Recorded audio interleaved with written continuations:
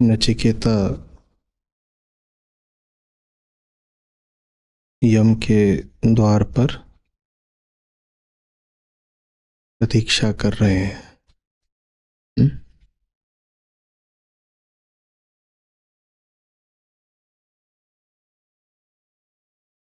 और यम के आगमन में थोड़ी देरी है।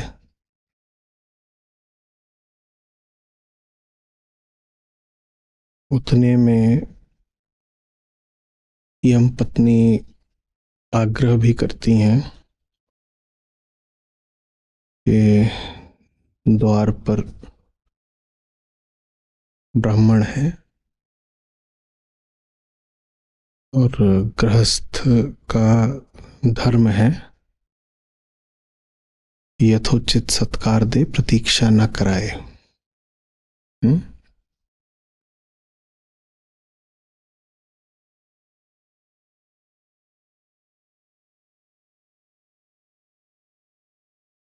3 दिनों तक नचिकेता वहां प्रतीक्षा करते हैं। ठीक है।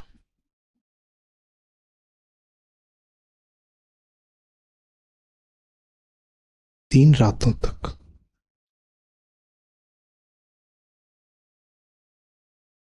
कहने को तो, लेने को तो इन सब बातों का बहुत एक साधारण अर्थ भी लिया जा सकता है कि ब्राह्मण माने वो जो जाति से ब्राह्मण है, और यमराज माने मृत्यु के देवता, और पिता के घर से निष्कासित होकर नचिकेता किसी अन्य लोक में चले गए हैं जहां यम का वास है, और उस लोक में भी जो ब्राह्मण वर्ण है उसको सम्मानीय माना जाता है। उस लोक में यमराज और उनकी पत्नी वैसे ही एक दंपति की तरह हैं जैसे पृथ्वी पर होते हैं जोड़े, और यमराज वैसे ही किसी काम से बाहर गए हैं जैसे पृथ्वी पर होता है कि पत्नी बहुधा घर में होती है और पति कुछ काम इत्यादि निपटाने बाहर चला गया होता है। तो देखने को तो इसको ऐसे भी देखा जा सकता है, और कोई ऐसे देखेगा तो कोई नियम नहीं है प्रामाणिक जो आप कह दें कि नहीं, आपने जैसे देखा उसमें त्रुटि है। देखा जा सकता है 3 रातों तक जो अतिथि है उसने प्रतीक्षा करी है। 3 रात माने 3 रात। और फिर जब जो गृहस्थ है वो लौट कर आते हैं तो उनको थोड़ी ग्लानि होती है कि आगंतुक अतिथि आए हैं और मेरी अनुपस्थिति के कारण इन्हें असुविधा हुई। बेचारे प्रतीक्षा ही करते रहे, वो भी निराहार, खाए पिए बिना। तो अपनी ग्लानि को, अपने अपराध भाव को कम करने के लिए, उसका अनुशीलन करने के लिए कह देते हैं कि अब आपने 3 रात तक प्रतीक्षा करी है तो आप 3 ही हमसे वस्तुएं मांग लीजिए। इसको ऐसे देखा जा सकता है। और मैं कह रहा हूं कोई इसको ऐसे देखे तो आप सिद्ध नहीं कर सकते कि उसने कुछ गलती कर दी। और बात यह है कि अगर हमें कहना है कि उपनिषद हमारे उच्चतम ग्रंथ हैं तो हमें उनका अर्थ भी उच्चतम ही लेना पड़ेगा। एक बात जो इशारे के तौर पर, प्रतीक के तौर पर कही गई है, उसके अर्थ तो कई हो सकते हैं, और अर्थ आश्रित होता है अर्थकर्ता पर, अर्थवेत्ता पर। जैसे दृश्य आश्रित होता है दृष्टा पर और अनुभव आश्रित होता है अनुभोक्ता पर। वैसे ही उपनिषदों के श्लोकों का, शब्दों का हम क्या अर्थ करते हैं वो हम पे निर्भर करता है। तो मैं आपसे पूछ रहा हूं कि जब हम पर ही निर्भर करता है तो हम क्यों ना उच्चतम अर्थ लें। जब चुनाव का अधिकार हमें है तो क्यों ना हम उस अधिकार का उच्चतम उपयोग करें।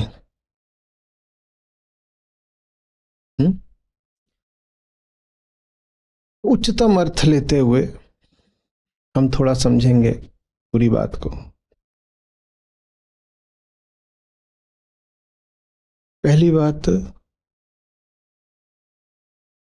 कि गृहस्थ के द्वार पर जो ब्रह्मविद है वो प्रतीक्षा कर रहा है। ये पहली बात हो गई, ठीक है।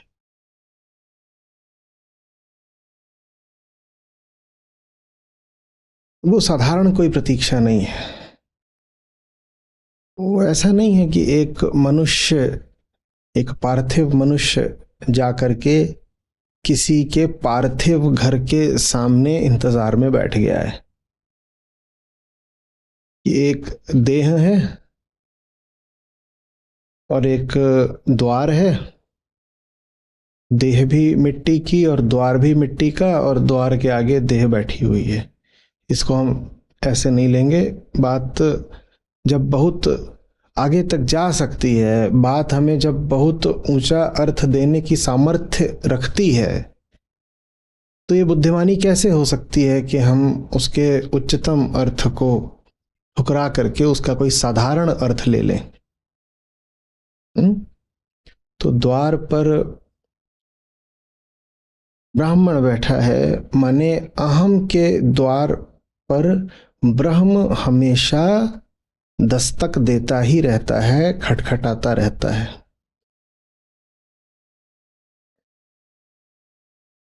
बात बड़ी सारगर्भित है। अहम नहीं जाएगा कभी खटखटाने। जो हम यूं ही मुहावरा प्रयुक्त करते रहते हैं कि फलाना निकल गया सत्य की खोज में, ये झूठ मूठ का है, भ्रामक है। अहम जा ही नहीं सकता कभी सत्य का द्वार खटखटाने के लिए। उसके पीछे एक नियम बैठा है जिस नियम को तोड़ा नहीं जा सकता। नियम यह है कि द्वार हमेशा किसी अन्य का खटखटाया जाता है, किसी बाहर वाले का खटखटाया जाता है, बाहर की दिशा में जाकर खटखटाया जाता है। अगर अहम सत्य की खोज में निकला है तो वो सत्य को फिर कहीं और खोजेगा, न जाने किसका द्वार खटखटाएगा। सत्य अहम से बाहर नहीं है। सत्य कोई द्वार खटखटा के नहीं मिलता। सत्य तो स्वयं को मिटा कर मिलता है। कहीं और जाओगे उससे कुछ जजमानी पा जाओगे, कुछ भेंट, कुछ उपहार, कुछ दक्षिणा पा जाओगे, उससे सत्य थोड़ी मिल जाएगा। सत्य कुछ पाने से नहीं मिलता, कुछ घटाने से मिलता है ना।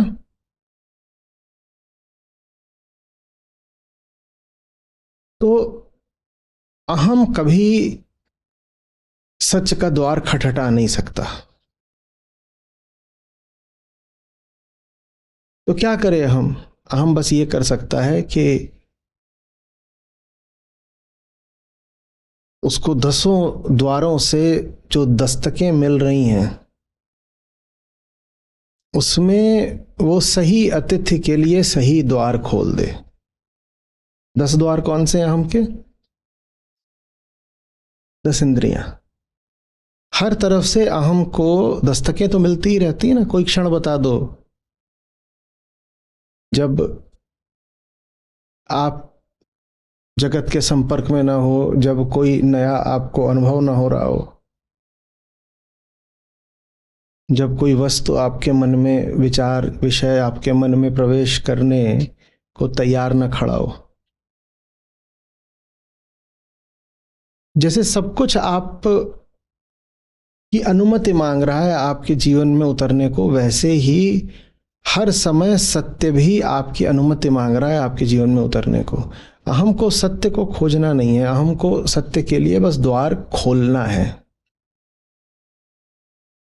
अब खोजने में और खोलने में बड़ा भारी अंतर है ना।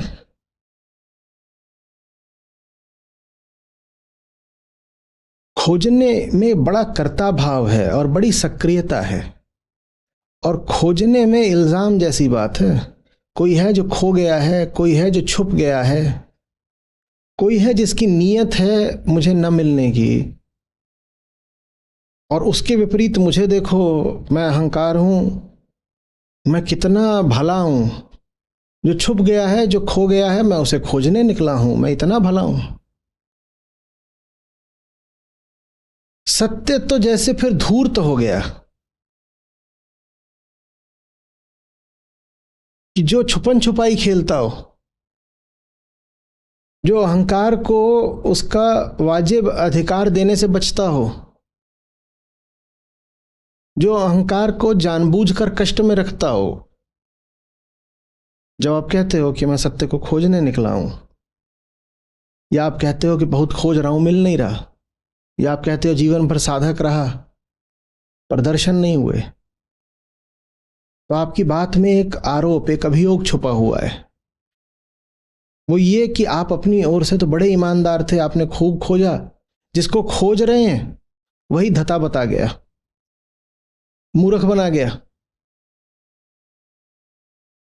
आपके श्रम में, आपकी निष्ठा में, आपकी खोज में कमी नहीं है, लेकिन जिसको खोज रहे हो वो न जाने अपने आप को क्या समझता है कि मिलता ही नहीं। इल्जाम जैसी बात हो गई ना। सत्य पर तो लग गया आरोप, और अहंकार क्या बन गया अपनी दृष्टि में?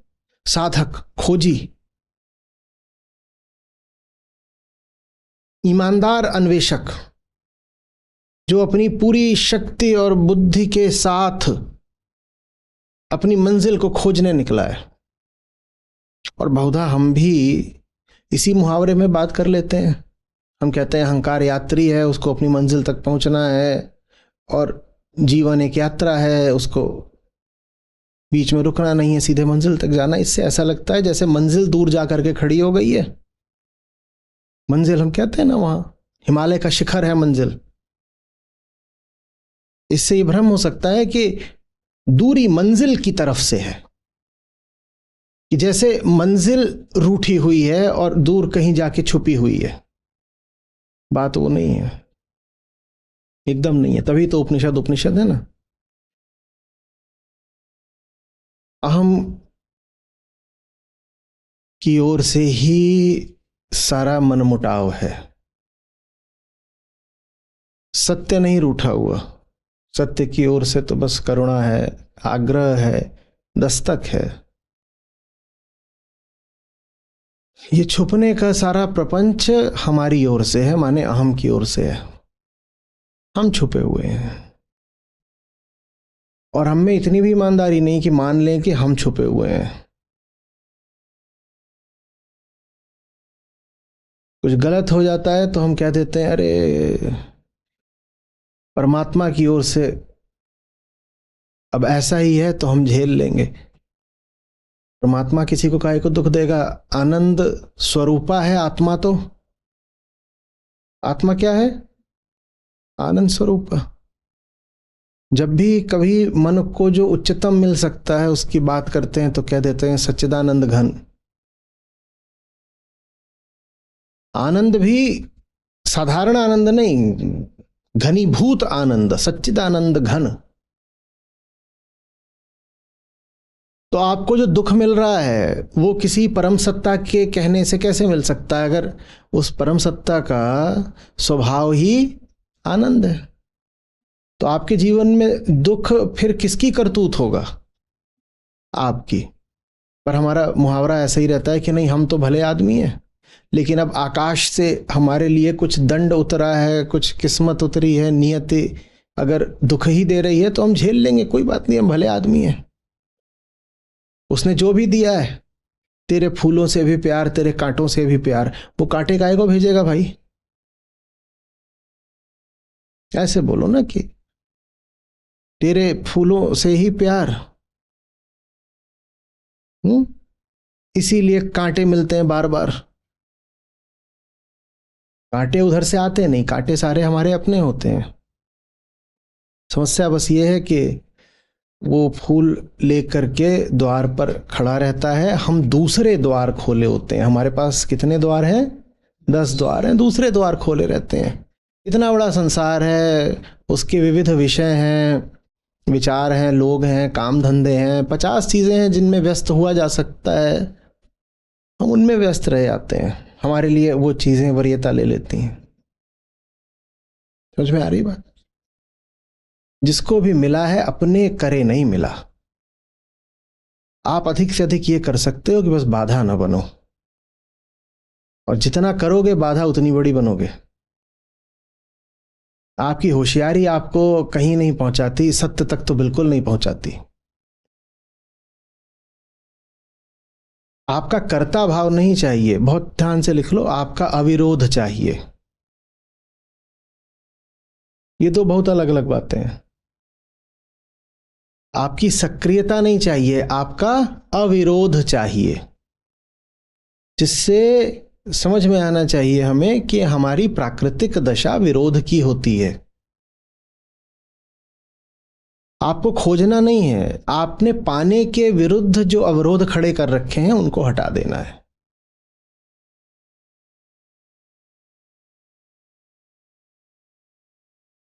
श्रम नहीं चाहिए आपका, बस हस्तक्षेप बंद करो। आप अच्छे से अच्छा काम ये कर सकते हो कि आप जो अड़चने डाल रहे हो डालना बंद कर दो। आपकी अनुपस्थिति आपको आपकी तरफ से उच्चतम भेंट होगी प्यार की। खुद से प्यार करते हो तो खुद के लिए गायब हो जाओ।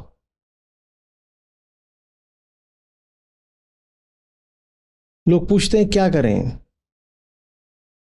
उत्तर समझ गए होगे, जो कर रहे हो करना बंद करो, बस यही करो। पर जब प्रश्न पूछा जाता है कि क्या करें, तो उसमें अपेक्षा यह होती है कि बता दीजिए कुछ नया, कुछ अतिरिक्त करने के लिए। नहीं, कुछ नए करके क्या पाओगे? पहले ही कर करके बंटाधार कर रखा है। कुछ अतिरिक्त नहीं करना है, जो कर रहे हो उसको रोकना है। क्या कर रहे हो तुम? घर में अपने व्यस्त हो, तुम ये कर रहे हो, तुम्हें द्वार की दस्तक सुनाई नहीं दे रही, तुम जो कर रहे हो उसको रोक दो बस।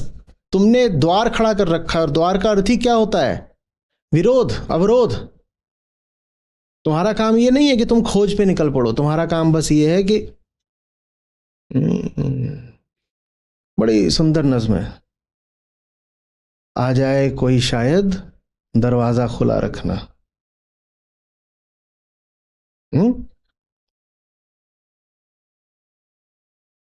पहाड़ी को याद होगी पूरी। हम्म? राहों पे नजर रखना, होठों पे दुआ रखना, आ जाए कोई शायद दरवाजा खुला रखना। हमारे दरवाजे बंद हैं। नचिकेता जैसा कोई आ भी जाए तो वो बेचारा बाहर ही बैठा बैठा, यहां तो बस 3 रात बैठा है। हमारे जीवन में जो नचिकेता आते हैं वो 3 कल्पों तक प्रतीक्षा करते रह जाएं हम तो भी नहीं दरवाजे खोलते। और तुर्रा ये कि हम कहते हैं हम खोज में निकलेंगे। तुम क्या खोज में निकलोगे? तुम क्या खोज लोगे? अगर दृश्य दृष्टा पर निर्भर करता है तो तुम खोज भी लोगे तो क्या खोज के लाओगे? अपने ही जैसा कुछ खोज लाओगे, नमूना, वानर। खोज खोजी पर ही आश्रित होती है ना। तो आप खोजने निकलोगे तो क्या ले आओगे? आप नहीं खोज पाओगे। ये भी बड़े कर्ता भाव, बड़े अहंकार की बात है कि मैं खोज निकालूंगा। साहब, उच्चतम जिसको भी मिला है संयोग से मिला है, अनायास मिला है।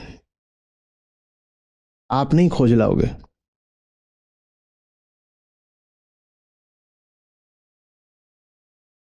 छोटी मोटी चीजें खुद खोज लेना।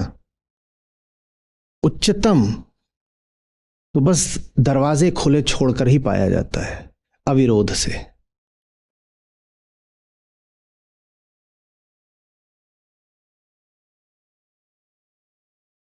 शर्ट खरीदनी है, मोजे खरीदने हैं, चश्मा चाहिए, खुद खोज लो।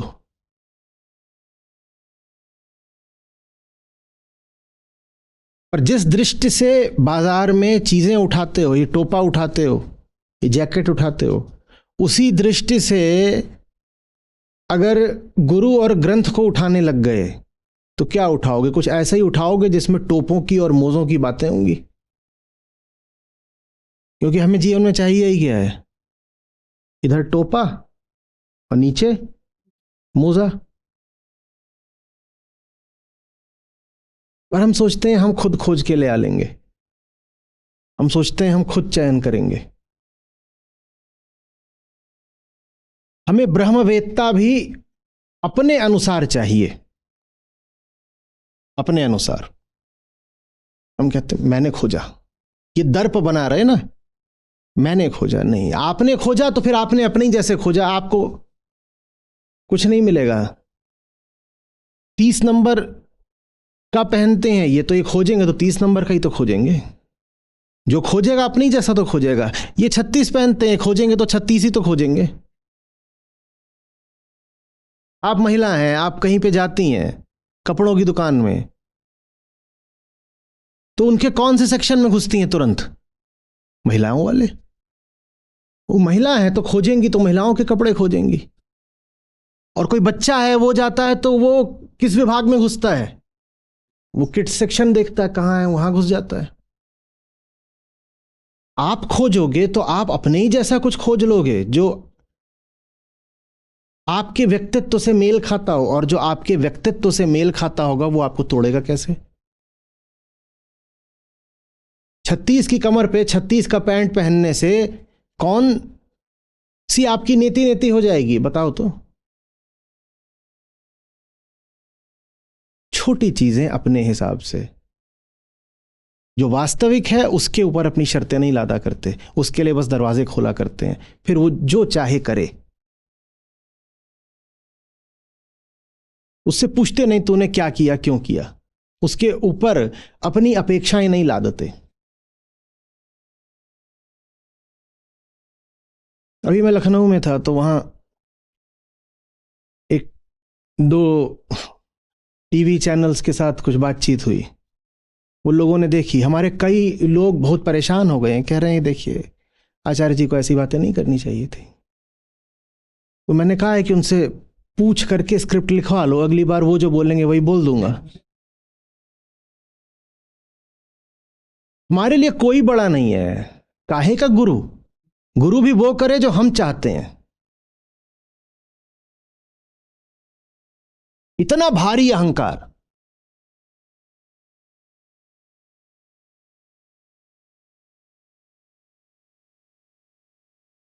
भाई मुझे तुम्हारे अनुसार बोलना है तो आओ तुम ही बैठ जाओ यहां पर।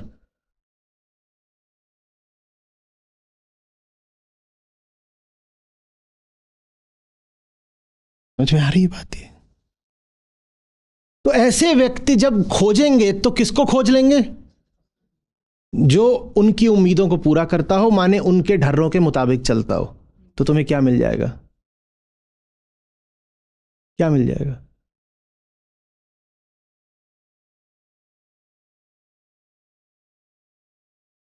मक्खी ने क्या खोज निकाला? गुड़। चूहे ने क्या खोज निकाली? रोटी।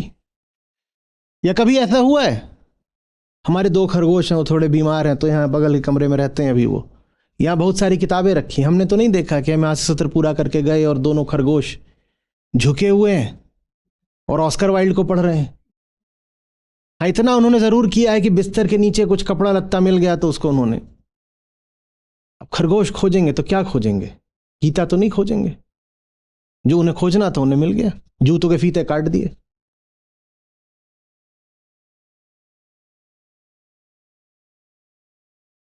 समझ में आ रही बात? ये बात बहुत अर्थपूर्ण है कि द्वार पर वो आया है और इसके अलावा आप आपके और उसके मिलन का कोई तरीका है भी नहीं। वही आएगा द्वार पे तभी आप उससे मिल सकते हो, नहीं तो वो इतना बड़ा है और आपसे आयाम में इतना भिन्न है कि आपके खोजे तो आपको नहीं मिलना है। वो आपको सिर्फ एक दशा में मिल सकता है, वो खुद आ जाए। खुशखबरी यह है कि वो सदा खुद आता है, वो दूर कभी नहीं होता है। और अगर वो दूर हो जाए तो आप कर लो जितनी कोशिश कर सकते हो, आपके करे तो आपको नहीं मिलेगा वो। और जो बताते हैं कि हमने 20 साल तक ध्यान लगाया और फिर ईश्वर को पाया, उनकी बुद्धि उन्हीं को मुबारक हो।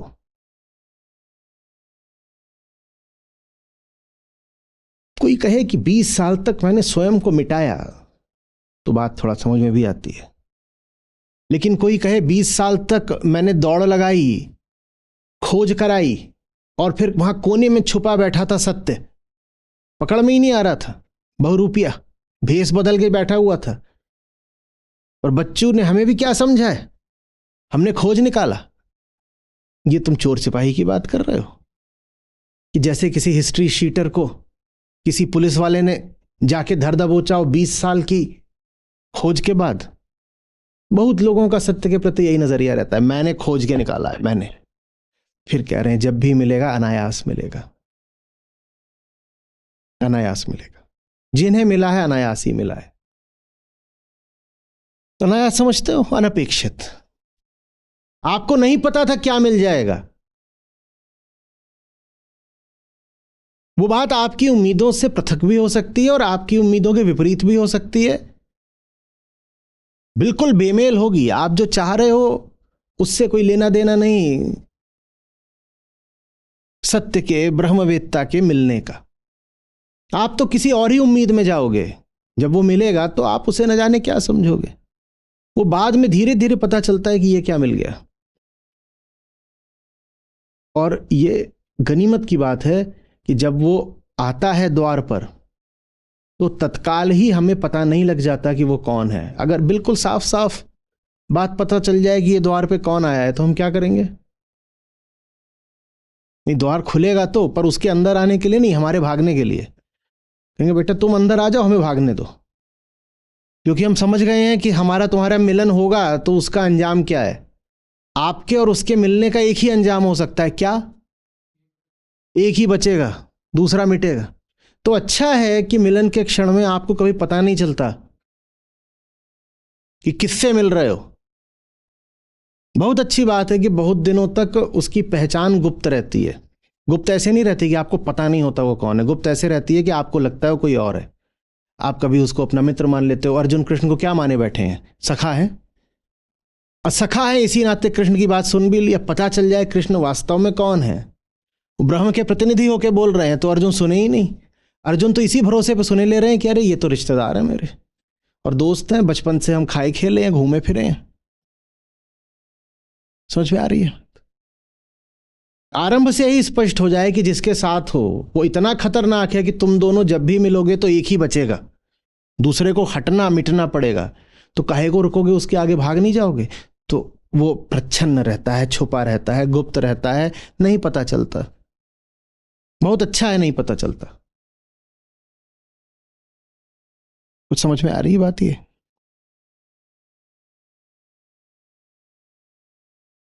दरवाजा खुला रखो।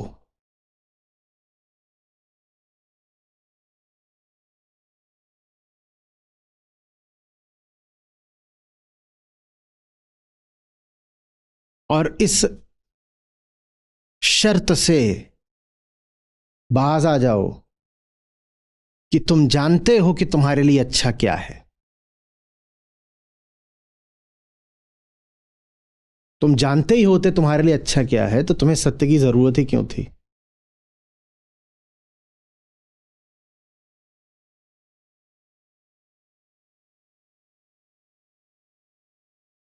गुरु को खुद खोज लेने की आंख अगर आपके पास होती तो उसी आंख से सबसे पहले आपने खुद को नहीं खोज लिया होता। और गुरु भी जीवन में आता है तो क्या करता है? वो यही तो कहता है, खुद को खोजो। गुरु को और तो कोई काम होता नहीं। सारा अध्यात्म एक चीज है, आत्मज्ञान। तो गुरु हो कि मित्र हो, पथ प्रदर्शक हो, कोई हो, ग्रंथ हो, वो अंततः आपसे यही बोलेंगे, बेटा खुद को देखो और जानो कि तुम हो कौन। इसके अलावा तो अध्यात्म का कोई अर्थ नहीं। आप कहो मैंने खुद खोज लिया गुरु, अपनी बुद्धि से, अपनी क्षमता से, अपनी आंख से, तो भैया फिर गुरु की जरूरत ही क्या थी? उसी क्षमता से, उसी बुद्धि से खुद को ही खोज लिया होता।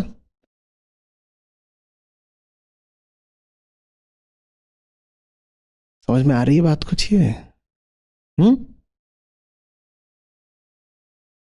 उपलब्ध रहो, अविरोध, नॉन रेजिस्टेंस।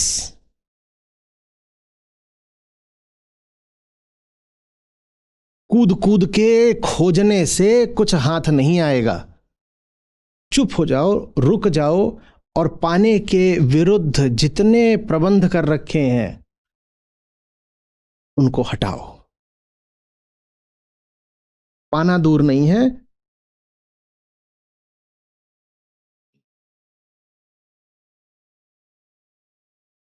चूक उसकी ओर से नहीं है, हमारी ओर से। ठीक? यहां कोई ऐसा नहीं बैठा हुआ है जिसके द्वार पर इस पल भी दस्तक नहीं दी जा रही। आपको नहीं मिल रहा, यह आपका चुनाव है। सत्य न अप्राप्य है, न अज्ञेय है। सत्य अज्ञेय तब हो जाता है जब अहंकार अमिट हो जाता है। अहम को बना रहना है तो सत्य कहां से समझ में आएगा? पर अहम को कितनी शांति मिलती है ना ये बोलकर कि अरे सत्य तो अज्ञेय और अप्राप्य और अचिंत्य होता है। अरे वो ये सब होता है, पर किसके लिए? अहम के लिए। जब तक अहम है तब तक सत्य अचिंत्य भी है और अप्राप्य भी है और कल्प है और अज्ञेय है, सब कुछ है। किसके लिए पूछोगे ना? किसके लिए? तुम्हारे लिए। तुम हो तो वो नहीं है, छूने का सवाल ही नहीं पैदा होता उसको। पर तुम अपने विरोध हटा दो तो वही वही है, उसके अलावा कुछ नहीं है। अपने विरोध सारे खड़े रखने और इल्जाम सारा सत्य पे डाल देना है कि अरे वो तो अननोएबल है। तुम्हारे लिए अननोएबल है। जब तक तुम वही बने रहोगे जो तुम हो, वो निश्चित रूप से अनरीचेबल, अननोएबल है।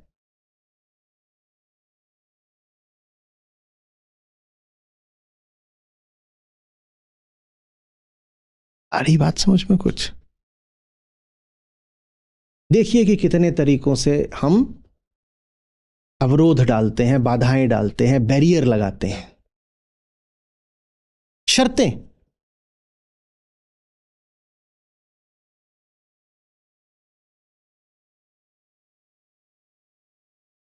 जिसने शर्तें लगा दी उसे कुछ नहीं मिलेगा। ये बड़ी ऊंची सीक्रेट प्रक्रिया होती है। जिसने उसमें अपने गंदे हाथ थोड़ा भी लगा दिए उसकी प्रक्रिया बाधित हो जाएगी, बेकार हो जाएगी।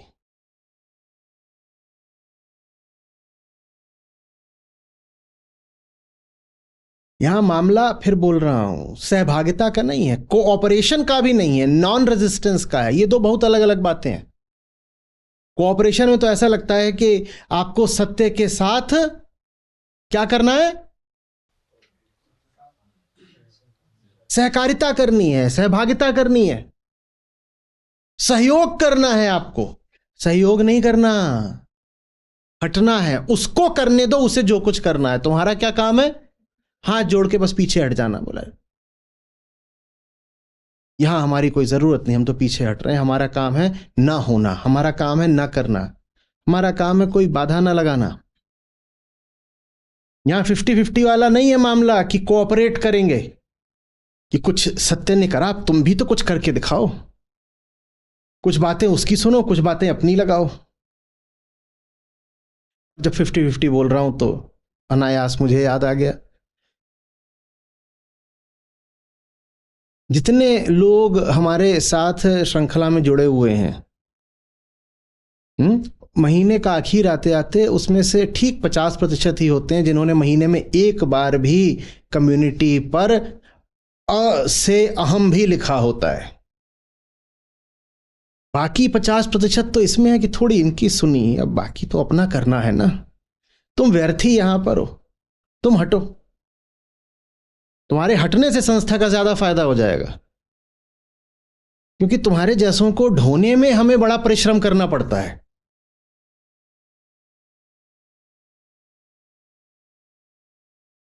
गाड़ी चलाने वाले के लिए ज्यादा बड़ी समस्या क्या है?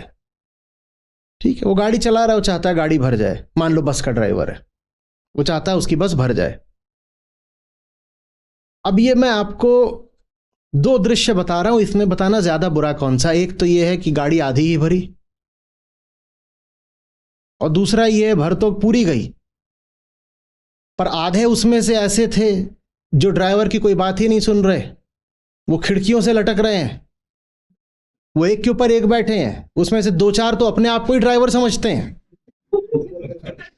वो कूद कूद के बता रहे हैं तुझे ऐसे चलानी चाहिए, तुझे वैसे चलानी चाहिए। अरे आज तक वालों ने ये सवाल पूछा, तूने हमारी भावनाओं को आहत क्यों कर दिया, तूने ये उत्तर क्यों दे दिया? वो ड्राइवर को ही उखाड़ने में लगे, तू हट जा बस हम चलाएंगे।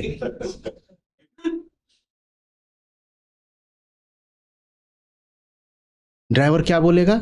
आधी बस कहीं बेहतर है, आधी बस कहीं बेहतर है। बाकी ये जो आधे भरे हुए हैं, जो सुनते ही नहीं ड्राइवर की, वो पूरी बस के लिए खतरा है। इनके मारे पूरी बस जाके पता नहीं कहां गिरेगी।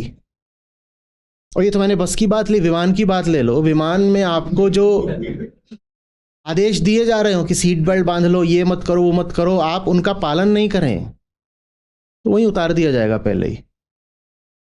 हमारे विमान में बहुत सारे ऐसे लोग चढ़े हुए हैं जिनको समस्या बस ये है कि उनको पैसेंजर सीट क्यों मिली है।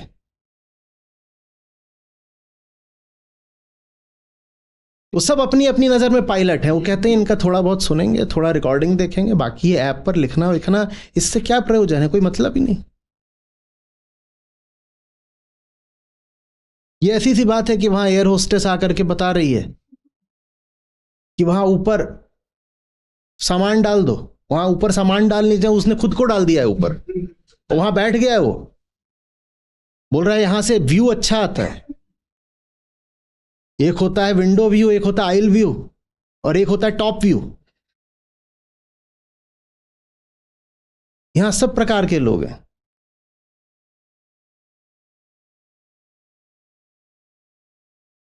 समझ में आ रही है बात? ये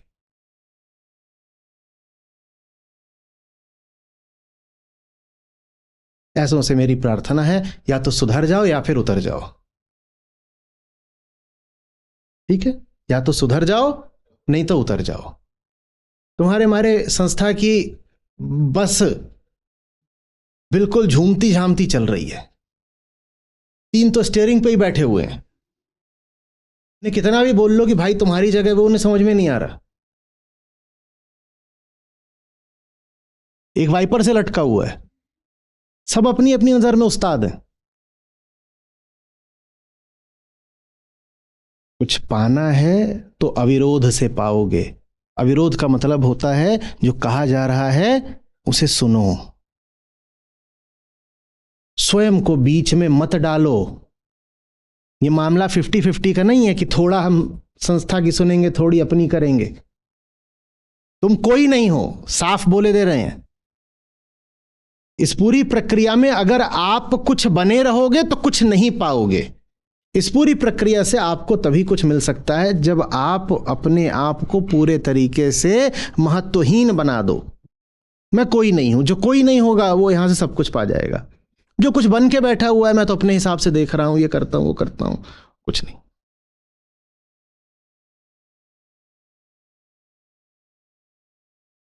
समझ में आ रही है बात? अब आगे बढ़ते हैं।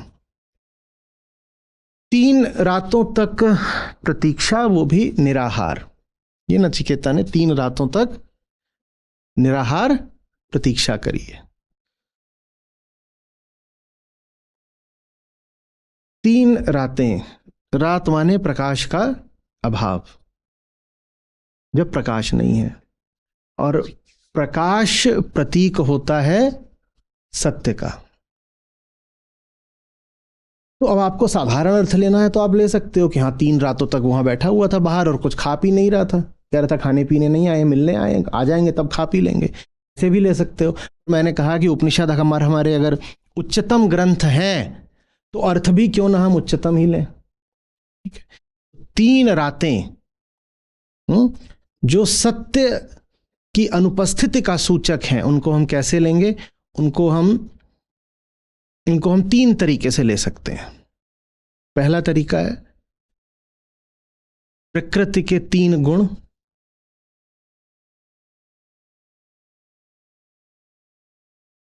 दूसरा है चेतना की 3 अवस्थाएं,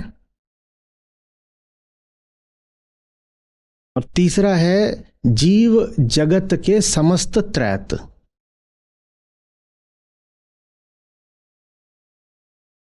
इन तीनों में ही सत्य कहीं नहीं होता है। 3 होते हैं और ये तीनों के तीनों सत्य से बिल्कुल विलग होते हैं, अलग आयाम में होते हैं। तो नचिकेता ने कहा इन तीनों में मैं निराहार रहूंगा, माने इन तीनों को ही भोगूंगा नहीं।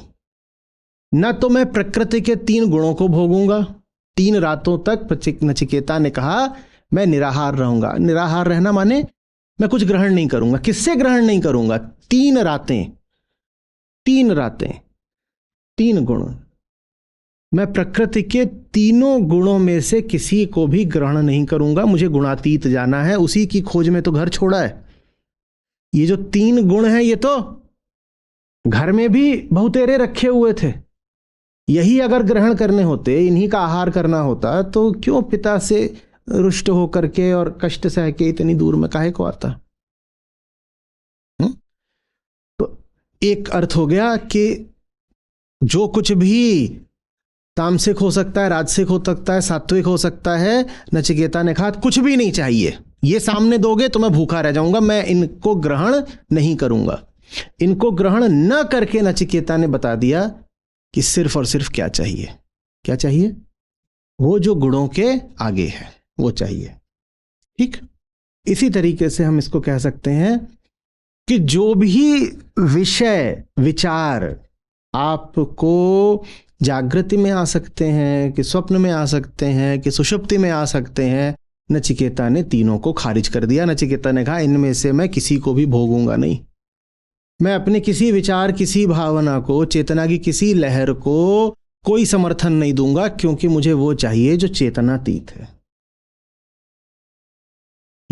जो इन तीनों अवस्थाओं के आगे है। मुझे उस तुरीय के अलावा किसी से कोई प्रयोजन नहीं। तो 3 हैं और इन तीनों में नचिकेता निराहार है, माने इन तीनों में वो कह रहे हैं मुझे इनको भोगना नहीं है। ये हमको समझाया जा रहा है कि मृत्यु के पार कैसे जाया जाता है। जो इनका भोक्ता हो गया वो मृत्यु के पार नहीं निकलेगा।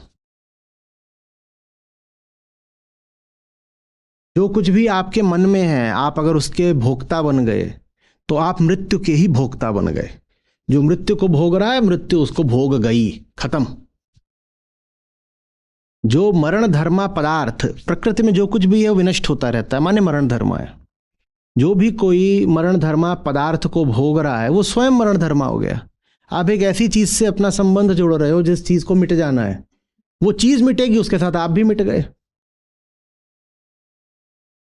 और प्रकृति में जो कुछ भी, चाहे तामसिक हो, राजसिक हो, सात्विक हो, उसे मिटना तो है ही। दानव मरते हैं तो देवता भी तो,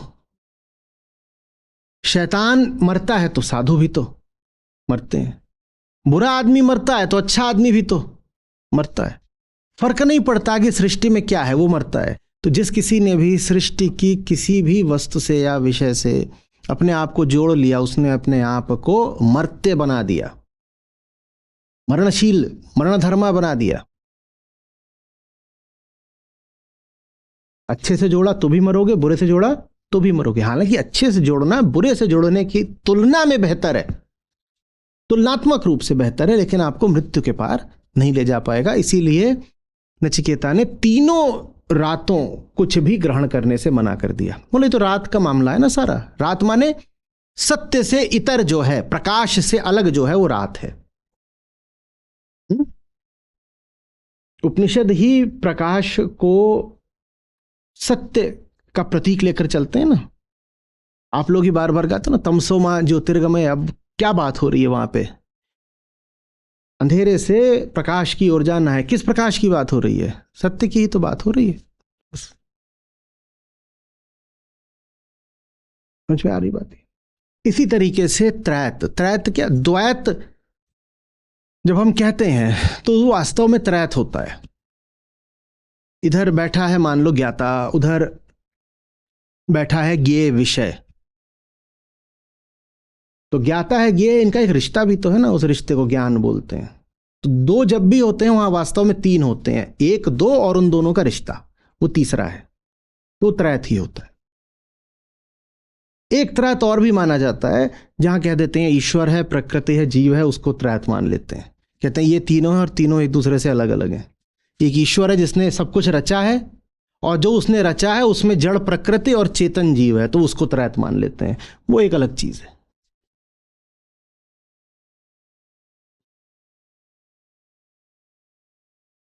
समझ में आ रही बात? तो नचिकेता ने कहा मुझे ये त्रैत भी नहीं चाहिए, ना मुझे कुछ भोगना है, ना भोग्य वस्तु से मुझे कोई लेना देना। त्रैत क्या हुआ?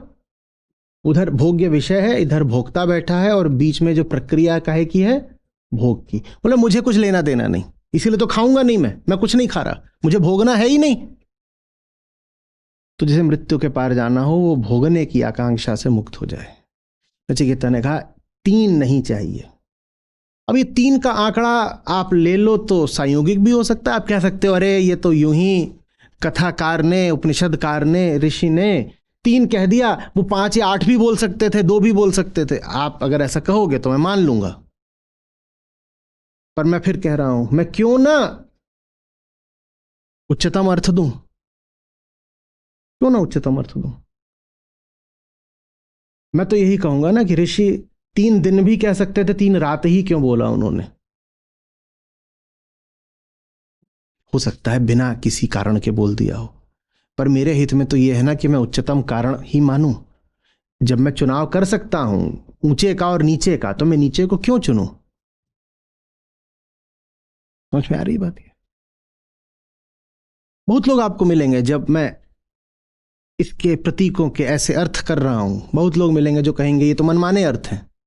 मैं मान रहा हूं ये मनमाने अर्थ हैं, पर मैं कह रहा हूं अर्थ तो सभी मन के ही माने होते हैं। जब मन से ही मान के चलना है तो ऊंची बात क्यों ना मानूं?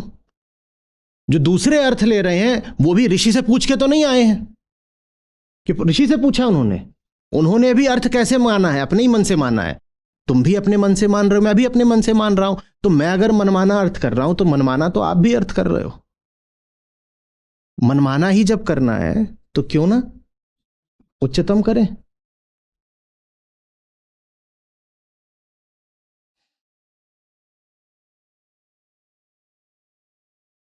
पहली बात हमने करी ब्रह्मवेत्ता का द्वार पर प्रतीक्षा करना, दस्तक देना। दूसरी बात हमने करी 3 निराहार रहना।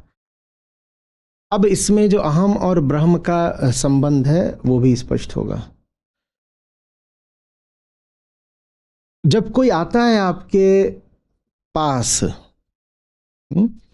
आपको जिज्ञासा हो रही होगी पहचाने कैसे? आपने तो कह दिया अविरोध, पर हम पहले हाथ जला चुके हैं। क्या कहावत है? छाछ भी। बोले हम 5 बार दूध से, इसीलिए कहता हूं वीगन हो जाओ। दूध का जला छाछ भी फूक फूक कर पीता है। बोल रहे आपने तो बोल दिया कि अविरोध।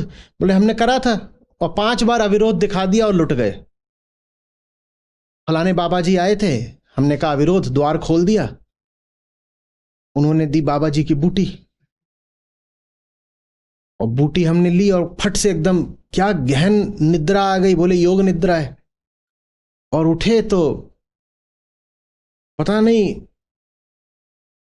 मुक्ति मिली थी कि नहीं मिली थी हमें, पर हमारा घर सब रुपए पैसे गहने जेवर से मुक्त हो गया था।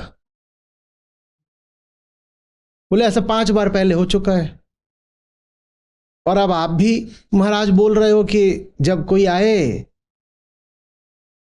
ब्रह्म की तरफ वाला तो द्वार खोल देना और अब विरोध गिरा देना, बिल्कुल अविरोध।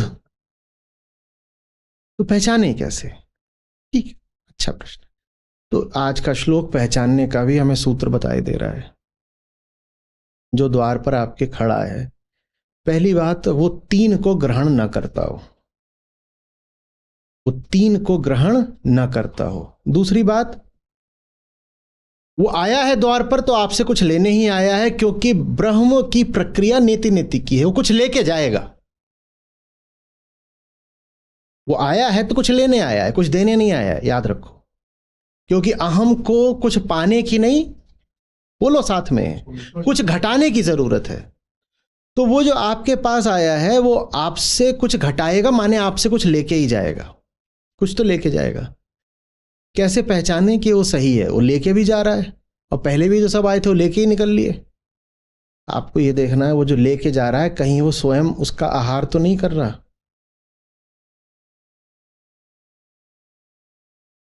यम कहते हैं कि 3 रातें आपने प्रतीक्षा करी, आप हमसे 3 ही वरदान मांग लीजिए। आज कोई वरदान है? आज नहीं है, आगे के श्लोकों में वरदान आएंगे। एक भी अपने लिए नहीं मांगा। जो आपसे मांग रहा, क्योंकि वो लेने ही आया है, वो जब आया है आपके पास तो वो ये नहीं करेगा कि आपके घर को वो नेमतों से और तोहफों से और धन धान्य से भर देगा, बिल्कुल। वो तो जब भी द्वार खटखटाएगा तो यही बोलेगा भिक्षाम देहि।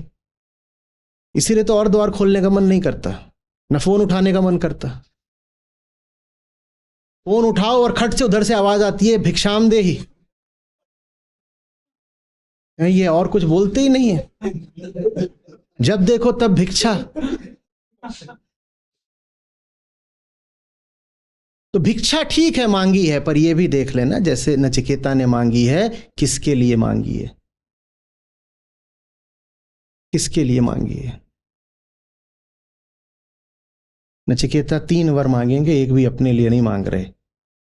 और जो ले रहे हैं नचिकेता, वो ले करके देने वाले का बोझ ही कम कर रहे हैं, ले करके एहसान कर रहे हैं।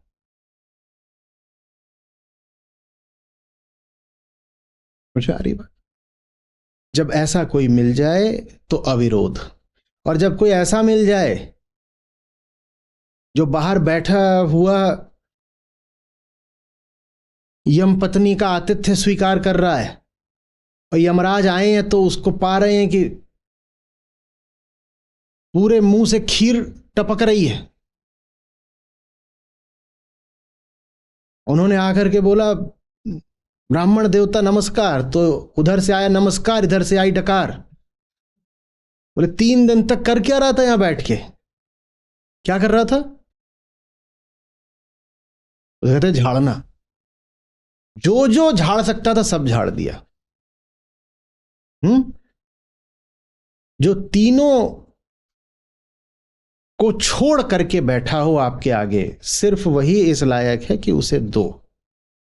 उसको देने में कोई खतरा नहीं, क्योंकि वो तो स्वयं ही छोड़ के बैठा है ना। जिसको दे रहे हो ये देख लेना उसने छोड़ क्या क्या रखा है।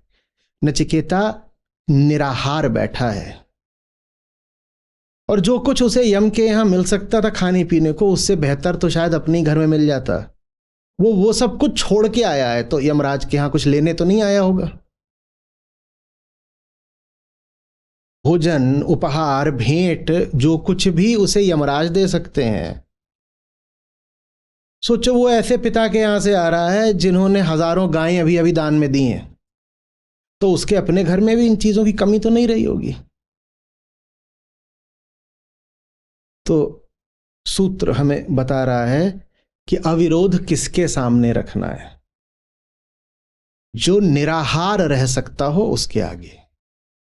जिसको मिल रहा हो फिर भी छोड़े बैठा हो, उसके आगे अविरोधी हो जाओ।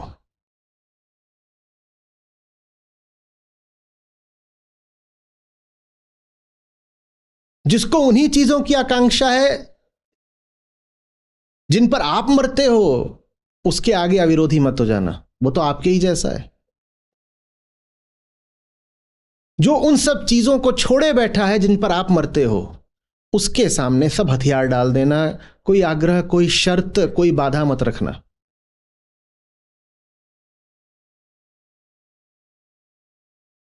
समझ में आ रही है बात? ये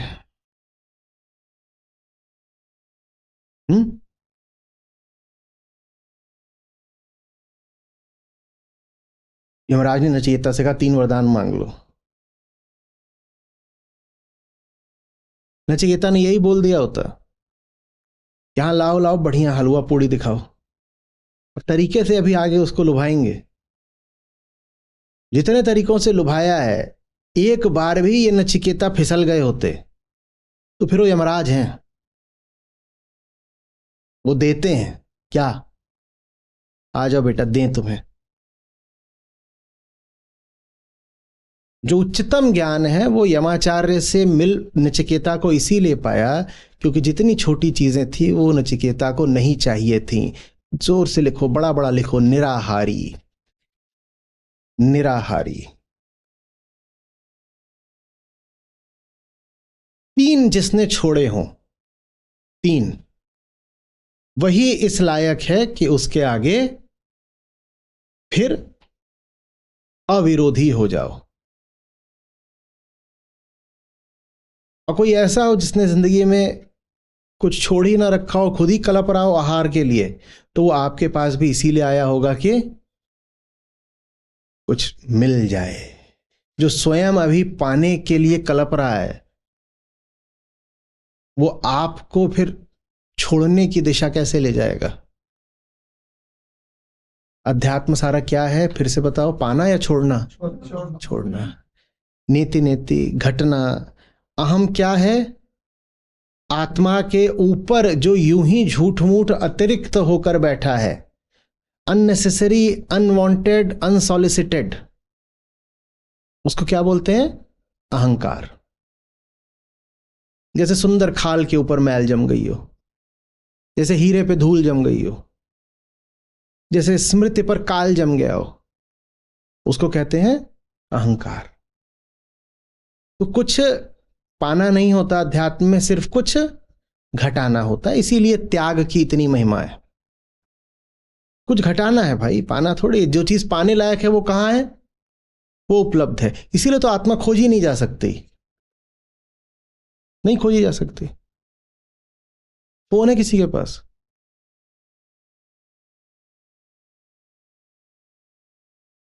लगाना जरा कि यहां से मान लो कहीं जाना है, कहीं कौन सी जगह, परी चौक। परी चौक पहुंचने में कितना समय लगता है?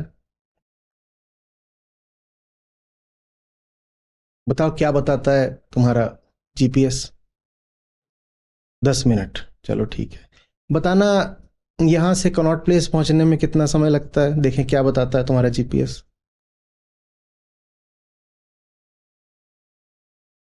51 मिनट। बताना यहां से यहां पहुंचने में कितना समय लगता है? क्या बताता है तुम्हारा जीपीएस?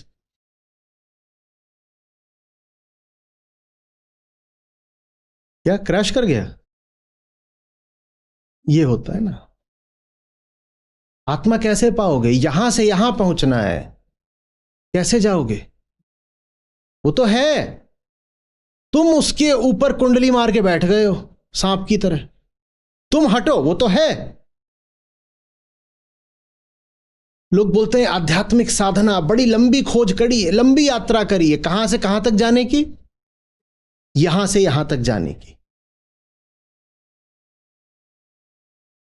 आप मुझसे उपाय पूछो, पूछो पूछो कि ऊपर की मंजिल तक जाना है, बताओ तो मैं बता दूंगा। यहां ऐसे जाना, उधर से मुड़ना, फिर सीढ़ियां, वहां पर ऊपर पहुंच जाओगे। ठीक। और पूछो यहां से वहां बाहर तक जाना है तो भी बता दूंगा। पूछो खरगोशों तक जाना, बता दूंगा। कहोगे वहां बैडमिंटन कोर्ट तक जाना, बता दूंगा तरीके। और पूछो कहीं और जाना है, वहां के भी तरीके बता दूंगा। अब बैठे हो कुर्सी पे और बोलोगे कुर्सी तक जाना है, तो मैं अवाक रह जाऊंगा। कैसे बताऊं? आप जिस कुर्सी पर बैठे हो, आप बोलो वहीं तक जाना है, तो कैसे बताऊं कैसे जाना है? कोई आध्यात्मिक यात्रा नहीं होती, त्याग होता है बस। जहां तुम्हें पहुंचना है वहां तुम हो, बस जानते नहीं हो। क्यों नहीं जानते? क्योंकि बहुत कुछ अतिरिक्त जानते हो। जो अतिरिक्त झूठ मूठ का ज्ञान पकड़ रखा है उसकी नेति नेति कर दो, तुम वहां पर हो ही जहां तुम्हें जाना है। जो व्यक्ति बोल रहा है इसी कुर्सी पर बैठा हुआ कि मुझे इस कुर्सी तक जाना है, उसकी समस्या यह नहीं है कि कुर्सी उससे दूर है, उसकी समस्या यह है कि उसको लगता है कि वो कुर्सी से दूर है। तुम्हें जो कुछ लगता है तुम्हें वो हटाना है। इसीलिए ज्ञान बहुत भारी समस्या होती है, क्योंकि हमारा सारा ज्ञान क्या है? आयातित, झूठा, देह जनित या संस्कार जनित।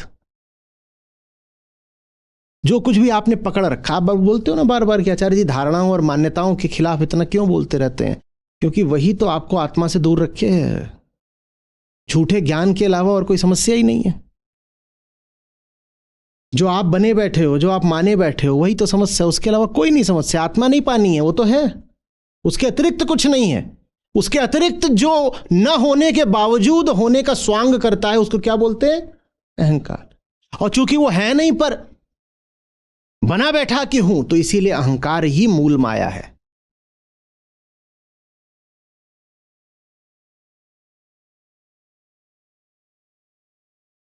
मुझे आ रही बात? प्रणाम सर। जी। सर, अभी जैसे आज आपने बताया कि आपको जब सत्य आता है तो अविरोध ही रहना है, अपने कर्ता भाव का त्याग करना है। और इसके अलावा जब अपन अष्टावक्र गीता पढ़ रहे थे तो उसमें आपने बताया था कि जब आपको ऐसा नहीं समझ लेना है कि आपने वो पा लिया है, आपको तो अभी खूब मेहनत करनी है, अभी आपको खूब एफर्ट्स अपने लगाने हैं। तो यहाँ पर मैं ये अर्थ कर रहा हूँ कि जब सत्य की बात आती है तो अविरोधी रहो, और उसके अलावा जो भी दूसरी चीज है उसके प्रति आप नेति नेति या नकार सुंदर सुंदर सुंदर प्रश्न, अच्छा है, इसको ध्यान से समझिएगा, ठीक है? सत्य के प्रति अविरोध का अर्थ होता है अपना प्रचंड विरोध। तो जब मैं कह रहा हूं कि बहुत मेहनत करनी है, वो मेहनत अपने विरोध में करनी है, सत्य को पाने के लिए नहीं करनी है। सत्य को पाने के लिए कोई श्रम नहीं करना होता। बिल्कुल ये गलतफहमी हटा दीजिए कि बहुत मेहनत करके और जोर लगा करके सच्चाई जैसी कोई चीज है जो खोज के पाई जाती है। कुछ नहीं। मेहनत खूब लगती है। काहे में लगती है? जो हमने तमाम भीतर जाल बुन रखे होते हैं और अंधेपन के ढांचे खड़े कर रखे होते हैं, उनको गिराना पड़ता है ना बाबा। अच्छा एक बात बताओ, आपने खुद ही अपने आप को 10 प्रकार की दीवारों में कैद कर रखा हो, और दीवारें भी ऐसी कि दीवार के अंदर दीवार, और आपने द्वार या तो छोड़े नहीं है या छोड़े भी हैं तो उनमें आप ताला लगा के भूल गए हो, कहाँ चाबी है, क्या करा, कुछ नहीं पता। अब आपको आकाश चाहिए। जैसे उपमा प्रकाश की होती है वैसे ही आकाश की होती है। किसके लिए? सत्य के लिए, ठीक है। अब आपको आकाश चाहिए तो आपको क्या करना है? बहुत जोर लगा के आकाश खोजना है या क्या करना है? श्रम तो बहुत अब लगने वाला है, पर क्या करने में? हाँ, उठाओ हथौड़ा। हथौड़ा पता नहीं अंदर रखे भी हो कि नहीं। तो जो भी वस्तुएं उपलब्ध हैं, जो भी तरीका है, उनसे हथौड़ा बनाओ। बाकी अपने बाजुओं की ताकत है। जो बना रखा उसको तोड़ने में मेहनत लगनी है, खोजने में मेहनत नहीं लगनी है। खोजने की तो जरूरत ही नहीं है। आकाश खोज के दिखाओ। आकाश खोज के दिखाओ। आकाश खोजने की कोई जरूरत है नहीं। पर जब 10 दीवारें बना रखी हैं, एक के ऊपर दूसरी दीवार, दूसरी पे तीसरी दीवार, अंधेरे के अंदर बिल्कुल घुस के छुप के बैठ गए हो, तो वो तब तोड़ना पड़ेगा। मेहनत उसमें लगती है, खोजा खाजी में नहीं कोई मेहनत लग जाती। हम में से ज्यादातर धुरंधर ऐसे ही होते हैं, तोड़ने को बिल्कुल तैयार ही नहीं है, और खोजने को लेके पूरी प्रतिज्ञा है। यार हम बड़े खोजी आदमी हैं, 30 साल से खोज रहे हैं। ये ऐसी सी बात है कि जैसे कोई अपनी आंखों पर 10 काली पट्टियां बांध के कहे हम 30 साल से आकाश खोज रहे हैं। तुम्हें खोजने की जरूरत है या कुछ उतारने की, कुछ त्यागने की। और हो सकता है झूठ ना भी बोल रहे हो, उन्होंने बिल्कुल हो सकता है कि 30 साल में बड़ा श्रम कराओ, फलाने पाठ करा लिए, फलानी पूजा कर ली, फलाने तीर्थ कर लिए, फलानी विधियां लगा ली, यात्राएं कर ली, ये कर लिया, वो कर लिया, ध्यान में बैठ लिए, और क्या क्या होता है भाई, जो कुछ भी हो सकता है सब कर लिया। लेकिन सब कुछ कैसे कर लिया? पट्टी बांधे बांधे कुछ नहीं मिलना है। वेदांत इसीलिए बहुत सटीक है और इसीलिए बहुत अप्रचलित है, क्योंकि बहुत सटीक है। वो आपको छुपने का मौका नहीं देता, वो सीधे कह देता है बंद करो बकवास, असली समस्या इधर है, कहां बाहर खोज रहे हो? समस्या खोजी में है, खोज के विषय में नहीं है। खोज का विषय सुदूर नहीं है, खोजी नशे में चूर है।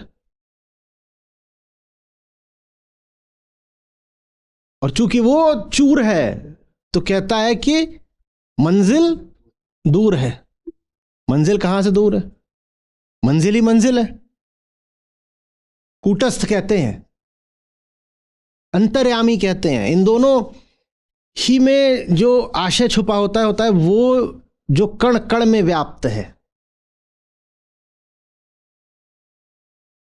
तो दूर कैसे हो गया बाबा? दूर बताओ। दूर कुछ नहीं है, पट्टा उतारो, पट्टा, और दीवाल अगर बना ली है, पट्टा तो आसान लगता है, खोल दी गांठ उतर गया। दीवाल बना ली है तो हथौड़ा चलाओ, हथौड़ा नहीं मिल रहा तो हाथों को हथौड़ा बनाओ, इसी हाथ से, ये रहा हथौड़ा, इसी से मार मार के तोड़ देंगे। ये है श्रम।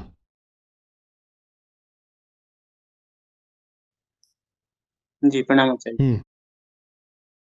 आचार्य जी, आज के श्लोक में आपने बताया कि ब्राह्मण शब्द का अर्थ ब्रह्मविद के रूप में लेना चाहिए, और ये भी आपने बताया कि उपनिषद उच्चतम ग्रंथ हैं, तो जो भी ऊंचा से ऊंचा अर्थ होगा वही हमें लेना है।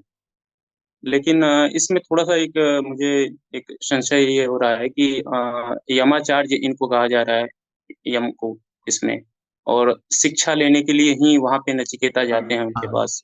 तो ब्रह्म को शिक्षा क्यों चाहिए? जी, जी।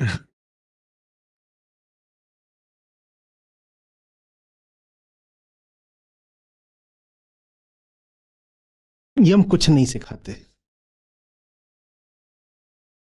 यम जितनी बातें नचिकेता से कर रहे हैं ना, नचिकेता का जो मूल प्रश्न है उसका वो उत्तर देते ही नहीं। नचिकेता का मूल प्रश्न है मृत्यु का रहस्य जानना है, मृत्यु क्या है, उसका उत्तर ही नहीं देते।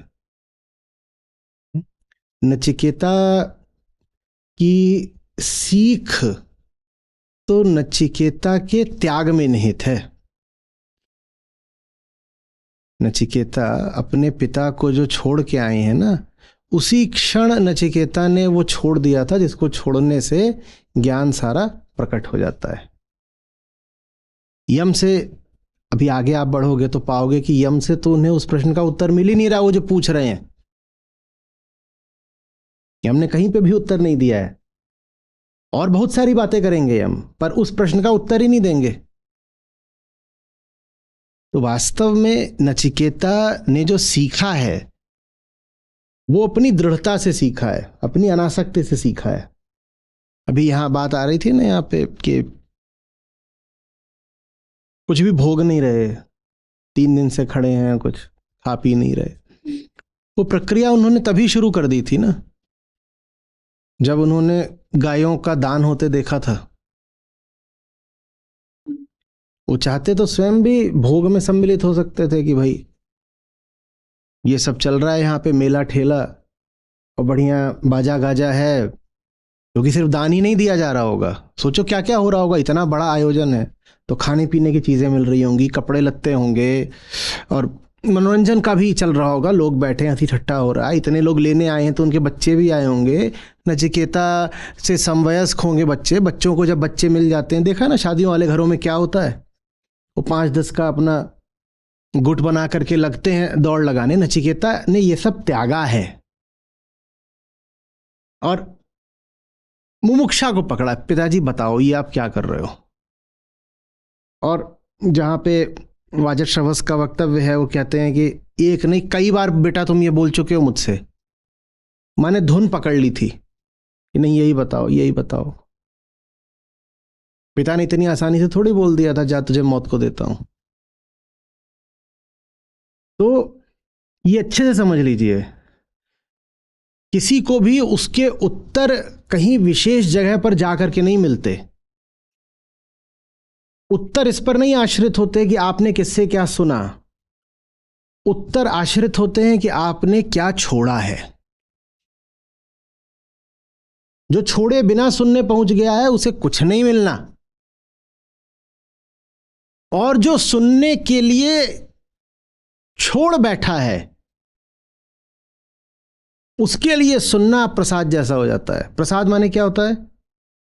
मंदिर में प्रसाद मतलब होता है आए थे, दर्शन हो गया, दर्शन के बाद प्रसाद मिल रहा है। आए काहे के लिए थे?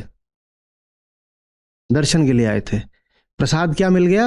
अतिरिक्त मिल गया, बोनस जैसा मिल गया। समझ में आ रही बात है? तो जो छोड़ के सुनने आता है उसको सुनने में जो पता चलता है वो बस एक प्रकार का सत्यापन होता है, वेरिफिकेशन, कुछ अतिरिक्त है। किसी ने आश्वस्ति दे दी कि जो मैं बात जानकर चल रहा था वो बात बिल्कुल ठीक है। समझ में आ रही बात? असली चीज दर्शन है, प्रसाद तो नहीं ना। आपसे कहा जाए फलानी जगह जाओ, वहां दर्शन नहीं मिलेगा, प्रसाद मिलेगा, आप कितनी उत्सुकता दिखाओगे? और कहा जाए नहीं दर्शन मिलेगा, प्रसाद का कुछ पता नहीं, आपको क्या फर्क पड़ता है? प्रसाद के लिए थोड़ी जा रहे। इसी तरीके से जब सुनने आओ तो छोड़कर आओ, तब सुनना प्रसाद जैसा हो जाता है। दर्शन पहले ही कर लिया है आपने। दर्शन किसमें निहित था? दर्शन के विरुद्ध जो अवरोध थे वो त्याग दिए, छोड़ दिए। छोड़ कर आओ, दर्शन तो हो गया, फिर जब सुनते हो तो वहां प्रसाद बट रहा है, अब ये प्रसाद है, ले जाओ। और जो बिना दर्शन के प्रसाद पाने को कूद रहा हो उसको प्रसाद नहीं पाप मिलता है बस। तो दर्शन करा नहीं, लड्डू उठा के भग रहे हैं। आए उपनिषद सुनने, कीमत कुछ नहीं चुकाई है। और कौन सी कीमत की बात कर रहा हूं? ये नहीं कि रुपया पैसा, जीवन में कोई परिवर्तन आने नहीं दिया है, वही तो कीमत मांगता है उपनिषद कि घटो हटो। ना घट रहे हैं ना हट रहे हैं। उपनिषद सुनने को पालथी मार करके बैठ गए चबूतरा सजा करके, क्या मिलेगा? अगर ये मानने लग जाओगे ना कि नचिकेता को ज्ञान किसी बाहरी आचार्य से मिलना था, तो बहुत आसानी से फिर भाग्य को दोष देने लगोगे। कहोगे नचिकेता को मिल गया, हमें मिला नहीं। बात ये नहीं होती कि किसको मिला नहीं, बात ये होती है कि किसने छोड़ा नहीं। बात मिलने की नहीं है, पाने की नहीं है, बात छोड़ने की है। नचिकेता ने छोड़ा है। नचिकेता का सारा ज्ञान छोड़ने पर आश्रित है। उसके बाद यम से जो बातें हो रही हैं नचिकेता के लिए नहीं हो रही हैं, वो बातें किसके लिए हो रही हैं? वो बातें हमारे आपके लिए हो रही हैं कि हमें भी कुछ हो जाए ज्ञान। वो बातें ना हुई होती तो कठोपनिषद कहां से आता? तो नचिकेता को अगर ज्ञान यम से मिलना है तो बिना ज्ञान के वो पिता को छोड़ कैसे आए? बिना ज्ञान के पिता को छोड़ कैसे आए? तो ज्ञान तो वहां था, ज्ञान वहां था। और ज्ञान यूं ही नहीं प्रकट होता। ज्ञान को जब मूल्य चुकाओ तो मूल्य चुकाते ही खट से प्रकट हो जाता है। जैसे होता नहीं है कि सिक्का डालो दरवाजा खुल जाता है, वेंडिंग मशीन्स होती हैं कई ऐसी। ज्ञान ऐसे ही है, उसमें जिंदगी डालो ज्ञान खुल जाता है। और उसमें भी सिक्के भी कई डिनोमिनेशंस के होते हैं, छोटा सिक्का बड़ा सिक्का। जितना बड़ा सिक्का डालोगे तो नचिकेता ने ज्ञान के लिए कीमत पहले ही चुका रखी है। यम से जो संवाद हो रहा है वो हमारे आपके लिए हो रहा है, नहीं तो आप फिर जीवन भर शिकायत ही करते रह जाओगे कि नचिकेता को तो मिल गए थे गुरु, हमें मिले नहीं। गुरु बहुत बाद की बात है, बहुत स्थूल बात है कि सामने कोई व्यक्ति खड़ा हो गया उसको आपने गुरु बोल दिया, वो बहुत बात की बात है। पहली बातचीत तो स्वयं से करनी पड़ती है, गुरु से बातचीत बाद में होती है। पहली बातचीत खुद से करनी पड़ती है, द इंटरनल निगोसिएशन। मुझे चाहिए भी है क्या, पहली कीमत कहां चुकानी पड़ती है, भीतर चुकानी पड़ती है। गुरु दक्षिणा वगैरह बहुत बाद में आती है, और गुरु दक्षिणा बहुत छोटी चीज होती है। असली कीमत तो अपने जीवन में चुकाई जाती है। क्या कीमत चुकाई जाती है, उस पर आज हमने बहुत विस्तार में बात करी है। खुद को तोड़ना, छोड़ना, देखना कि भीतर क्या क्या पाशविक है, पुराना है, क्या करना है, रख करके हटाओ, ये है कीमत। छोरा है स्पष्ट जी। और आचार्य जी एक और जो नचिकेता में गुण दिख रहा है, जिज्ञासा का, जो पिता उनको डरा भी रहे हैं तो वहां नहीं डर रहे हैं, यमाचार्य उनको लोभ दे रहे हैं तो फिर वो उसमें भी नहीं पड़ रहे हैं। तो जैसे आप बता रहे थे कि ये प्रश्न पूछते रहना है पिछले किसी सत्र में कि जीवन क्या इसीलिए है, ये और उत्तर भी यही है कि क्या यही, मतलब प्रश्न पूछते ही रहना है। तो वो प्रश्न पूछते ही रह रहे हैं वहां भी जाके। देखो, आंखें कुछ भी दिखाएं, सब इंद्रियां संसार की ओर ले जाएं, एक बात मत भूलना आप, लड़ाई तो अपने ही खिलाफ है। ये सारे उपनिषद, सारी गीताएं, सब मिलजुल करके आपसे यही बोलते हैं अंत में, बेटा संघर्ष तो अपने खिलाफ ही है।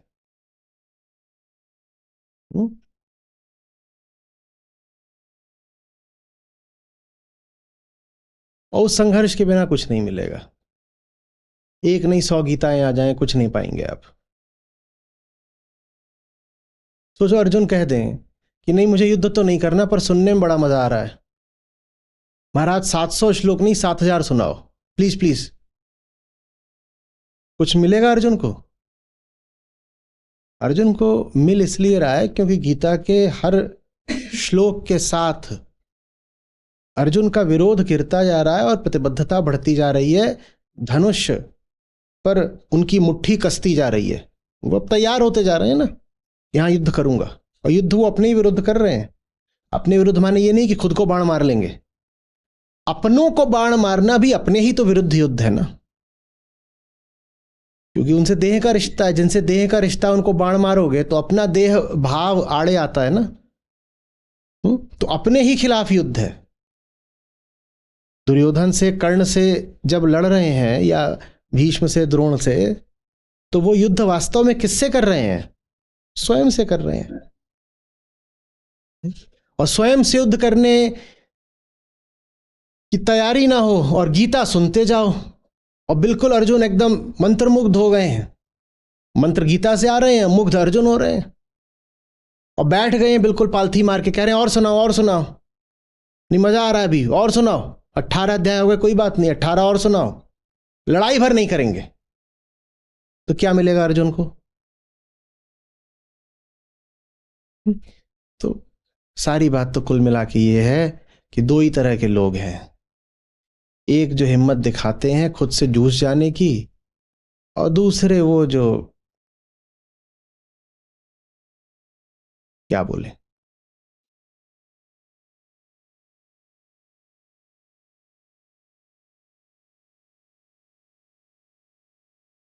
कई बार पता है जब बहुत कायरता होती है, हिम्मत नहीं होती खुद से जूझने की, तो आदमी क्या करता है बताऊं? दूसरों से जूझ जाता है। इसीलिए तो धर्म का मतलब होता है खुद से जूझना।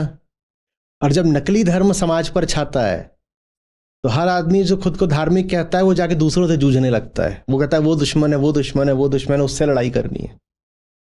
ये कायरता का द्योतक है। वास्तविक धर्म तुम्हें कहता है स्वयं को धराशायी करो, और जो कायर होते हैं, जो स्वयं से संघर्ष कर ही नहीं सकते, वो जाकर के दूसरों से उलझना शुरू कर देते हैं। कुछ बन रही है बात? जी सर जी।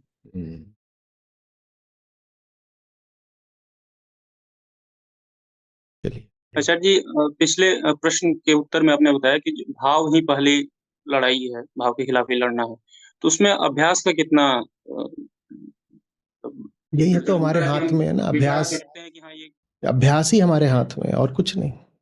पर सतर्क रहना, माया बड़ी बलवान है, ऐसा ना हो कि वो अभ्यास में ही छुप जाए। कि कुरुक्षेत्र से बुलावा आए और बोलो अभी तो हम रिहर्सल कर रहे हैं, पूरी नहीं हुई, अभी तो हम अभ्यासरत हैं, अभी हम प्रशिक्षु हैं, अभी योद्धा कैसे बन जाए। बहुतों का आता है कि आचार्य जी मन तो बहुत करता है कि हम भी आपके सैनिक बने, पर अभी हम खुद को ट्रेनिंग दे रहे हैं। बेटा वो तुम्हारी ट्रेनिंग ना अभी 500 साल चले तो भी नहीं पूरी होगी। तो अभ्यास से ऊंची कोई बात नहीं, लेकिन माया अभ्यास को भी ग्रास बना सकती है। अभ्यास करना, और सबसे बढ़िया अभ्यास होता है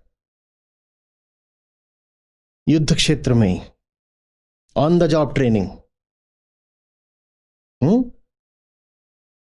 अभ्यास खूब करा है। कहां करा है? सीधे मैदान में ही अभ्यास करा है, पिट पिट के अभ्यास करा है। नहीं तो बहुत घूम रहे हैं, उनका अभ्यास खत्म ही नहीं होता।